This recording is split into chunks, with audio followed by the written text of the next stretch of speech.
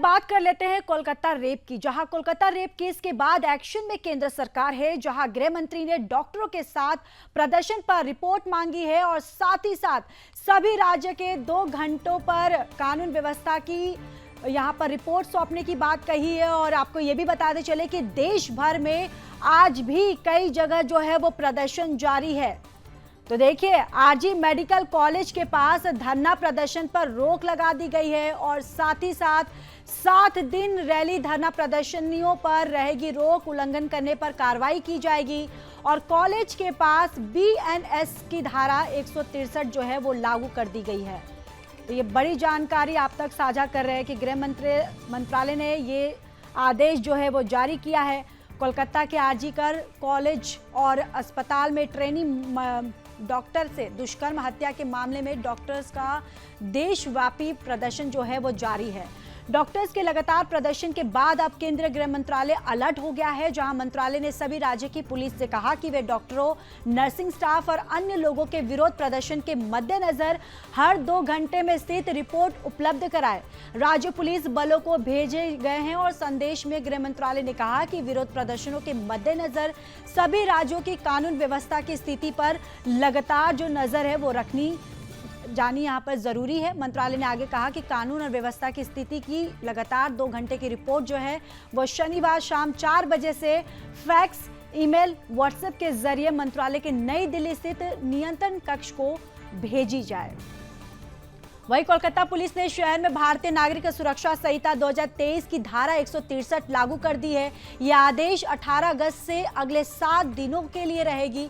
यदि कोई व्यक्ति हथियार लाता ले जाता पाया जाता है या फिर शांति भंग करने की कोशिश कर गया तो उसके खिलाफ कड़ी कार्रवाई अमल में लाई जाएगी। तो देश भर में आज भी कई जगह जो है वो प्रदर्शन जारी है और अब कोलकाता रेप केस के बाद पूरी तरह से एक्शन मोड में नजर आ रही है केंद्र सरकार। गृह मंत्रालय से डॉक्टरों के प्रदर्शन पर रिपोर्ट मांगी जा रही है और सभी राज्य 2 घंटे पर कानून व्यवस्था की रिपोर्ट देंगे। ये भी गृह मंत्रालय के द्वारा ये बातें कही गई हैं और देश भर में आज भी कई जगह जो है वो प्रदर्शन जारी रहेगा। अब ये भी देखने को मिल रहा है कि इसको लेकर अब पूरी तरह से जो केंद्र सरकार है, गृह मंत्रालय है, पूरी तरह से यहाँ पर एक्शन मोड में नजर आ रहा है।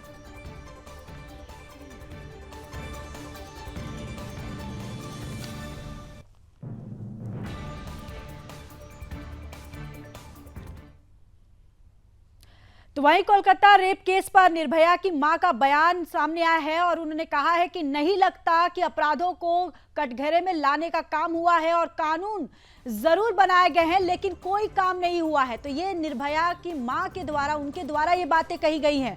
उन्होंने कहा है कि निर्भया के दोषियों को 2020 में फांसी दी गई थी।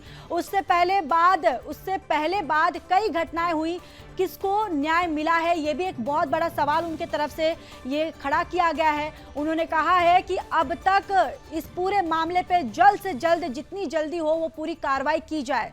तो RG medical college and hospital में महिला रेजिडेंट डॉक्टर के साथ बलात्कार और हत्या पर अब निर्भया की मां आशा देवी का जो बयान है वो भी सामने आ गया है।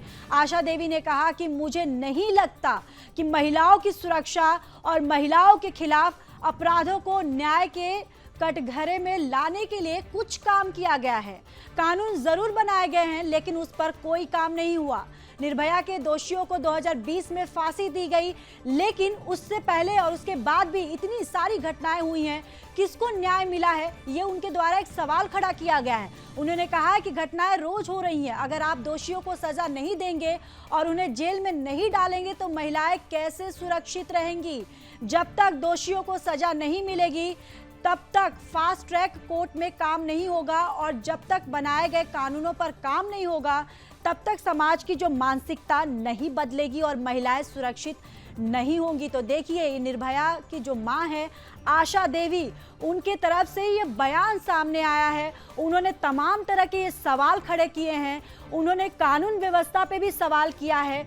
तो सीधे तौर पे उन्होंने ये भी कहा है कि निर्भया कांड के बाद भी कई ऐसी महिलाओं के साथ ऐसी जो घटनाएं हुई हैं लेकिन कितनी कार्रवाई हुई है, ये भी उनके द्वारा, ये पूरे तमाम जो सवाल है उनके द्वारा उठाए गए हैं।